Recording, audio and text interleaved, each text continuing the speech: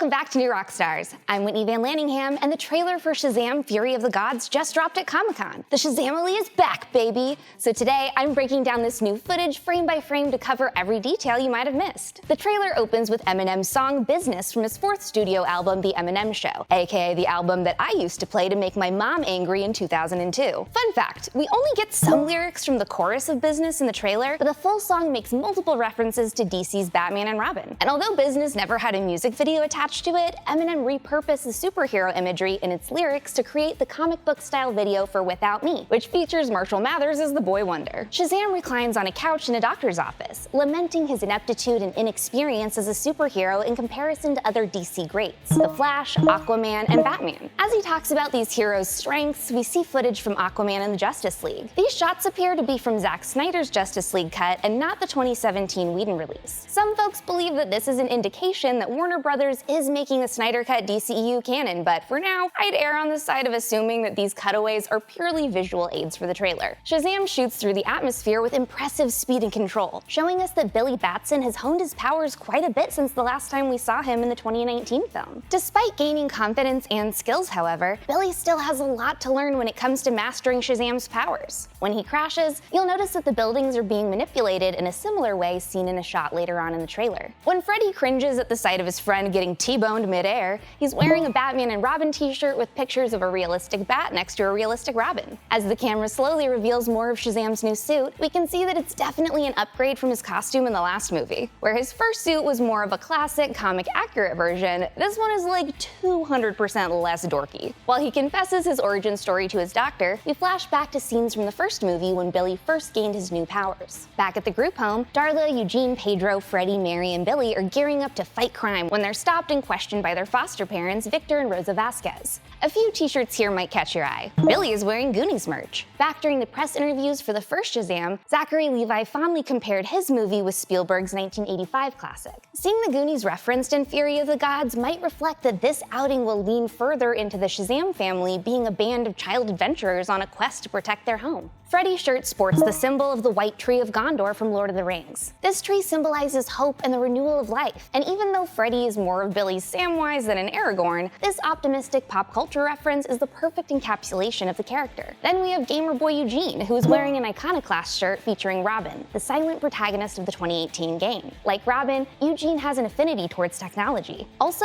Iconoclast was developed by director David F. Sandberg's brother. While Billy's voiceover explains that everyone in the Shazamily is now off doing their own things, we see the grown-up superhero versions of these characters as they land on Philadelphia's Benjamin Franklin Bridge. Their suits, like Shazam's, have also been upgraded since the last time we saw them. And this time, Mary, aka actor Grace Caroline Curry, doesn't transform into actor Michelle Bort. In this movie, she's playing herself as an adult hero because she and the rest of the actors have all grown since they filmed the first Shazam. It turns out that Shazam isn't pouring his heart out to a therapist. He's actually at the office of an extremely confused pediatrician who clearly didn't specialize in children being trapped inside Zachary Levi's muscular body during med school. This doctor's office is full of Easter eggs. In the play area, we see 3 Wonder Woman dolls, a Batman doll, a Flash doll, a Batman action figure, and 2 bears dressed as Robin and Green Lantern. The ABC wallpaper features 3 characters from within the DCEU and DC Comics. K for Karaquan, an ancient sea monster from Aquaman comics, S for Starro, the giant starfish kaiju that fought James Gunn's The Suicide Squad,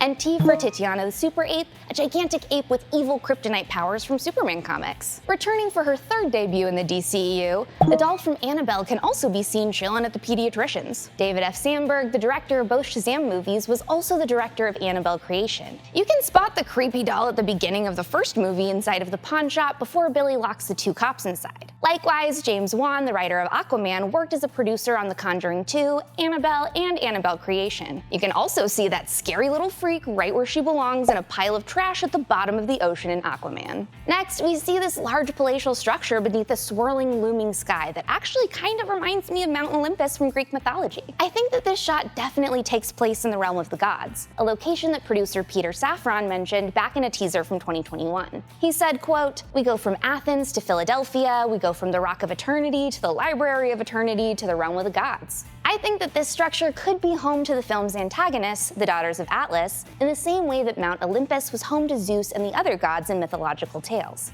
As we learned in the first film, the Rock of Eternity is the Wizard's Lair, so my next logical guess is that this room that appears towards the end of the trailer is the Library of Eternity. In Athens, Greece, we briefly see the Acropolis atop the Hill of the Muses before being taken inside a local museum, where the daughters of Atlas, Hespera, and Calypso are removing their traditional Greek battle helmets in preparation for a heist. Played by Dame Helen Mirren and Lucy Liu, Hespera and Calypso's characters are unique to Fury of the Gods. They don't appear in DC Comics. Instead, both are inspired by nymphs from Greek mythology. Hespera is based on the Hesperides, 3 nymphs of dawn and dusk tasked with protecting the golden apple tree in Hera's garden. Interestingly, in the teaser from 2021, we see Hespera clutching a monotone black apple, which could be a nod to the fact that the gods and their gardens have lost their magic to the Shazamily. Calypso was influenced by Calypso, the nymph most notable for trapping Odysseus on her island, Aegaia, for 7 years in Homer's The Odyssey. Both are daughters of the Titan Atlas, a pre-Olympian god cursed to hold the heavens on his shoulders for eternity. As they prepare to steal the staff that Shazam broke in half in the first movie, you can see a sculpture of Atlas holding the globe in the background. Atlas does appear as a character in DC Comics, and was even one of Shazam's antagonists in the infected King Shazam. But based on what we know about Fury of the Gods, we're gonna see more mythology than comic book lore from the villains in this film. During a panel at Comic-Con, Rachel Zegler confirmed that her character would be the third daughter of Atlas, Anthea.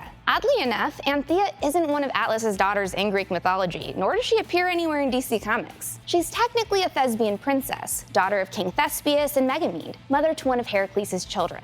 When Hespera first removes her helmet, is it just me, or does her right eye seem a lot brighter blue than her left? When the Eye of Sins flew into Dr. Sivana's face hole in the last movie, his right eye also glowed like an evil lava lamp. When Hespera reaches out and grasps the broken staff, a lightning bolt seemingly ignites beneath her skin, illuminating her eyes and reawakening the staff's magic in spite of Shazam's previous efforts to destroy it. The next time we see the staff, Calypso is holding it, glowing and intact next to her sisters. Notice that Anthea is standing apart from her sisters, another hint that the third daughter of Atlas might be more sympathetic towards humanity than Hespera and Calypso. Freddy's also present here and is seen with Anthea quite a lot in this trailer, leading me to believe that this young goddess might fall in love with humanity through a romance with Freddy. They also hold hands here while being attacked by the dragon later on in the trailer. Another shot later on has Anthea blasted backwards by a beam of blue lightning. This must have come from the staff because Shazam's lightning is white, meaning it's likely that her sisters will turn on her. Here, Hespera tells us that children stole power from all of the gods, seemingly referring to when Billy decided to share Shazam's powers with his foster siblings. In 1940's Whiz Comics #2, each of the powers that the wizard Shazam bestows on Billy Batson are drawn from 7 Greek gods and heroes. S for Solomon's wisdom, H for Hercules' strength, A for Atlas's stamina, Z for Zeus's power, A for Achilles' courage, and M for Mercury's speed. Perhaps in Fury of the Gods, it'll turn out that Billy stole or diluted these gods' powers when he transferred part of his magic to Darla, Eugene, Pedro, Freddy, and Mary. This is also a nod to the myth of Prometheus, in which the Titan Prometheus stole fire from the gods and gave it to humanity. Zeus punished Prometheus by chaining him to a rock and sending an eagle to peck at his liver for eternity. And it seems that the daughters of Atlas are the eagles to Billy's liver in this situation. My personal favorite part of the trailer was Shazam's shout out to the Fast and the Furious franchise, mostly because I spent the entire pandemic making Dominic Toretto my whole personality, but also because of the triple-decker Easter egg we get out of this one tiny little moment. I've seen all of the Fast and the Furious movies, lady.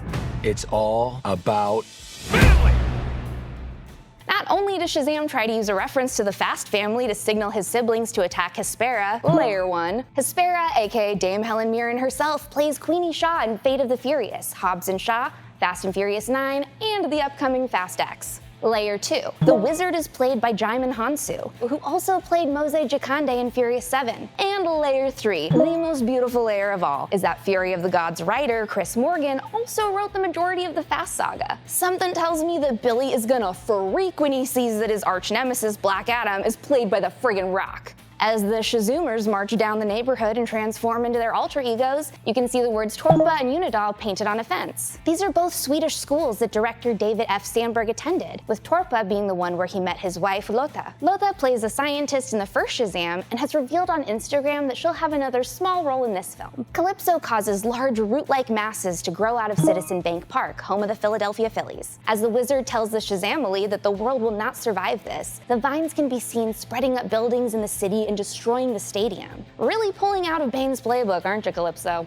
Despite Mary studying the daughters of Atlas's powers in their lair, aka the Rock of Eternity, where the wizard initially imprisoned the 7 deadly sins, the looks on their faces tell me that these kids aren't ready to face the horrifying array of mythical beasts that await them. Not only does a huge dragon crash land in their stadium, Peter Safran also stated that we'll be seeing several other magic monsters in Fury of the Gods, such as minotaurs, harpies, manticores, and even nega unicorns, as seen towards the end of the trailer. And it can't be a coincidence that those matte black unicorns are the same shade as Hespera's apple. When Anthea ignites the symbols on her hands, they form 3 swirling circles on her palms that begin to spin, along with the platform that she, Hespera, Calypso, and Freddy are standing on. In the final moment of the trailer, Shazam throws a truck at the dragon. In the background, there's a marquee that reads Fulci, an homage to Lucio Fulci, the godfather of gore, who was, like Sandberg, a horror director. If you check out Shazam's suit here, however, most of the left side has been burned to a crisp, which appears to have happened when his suit caught on fire in a scene shown at the beginning of the trailer.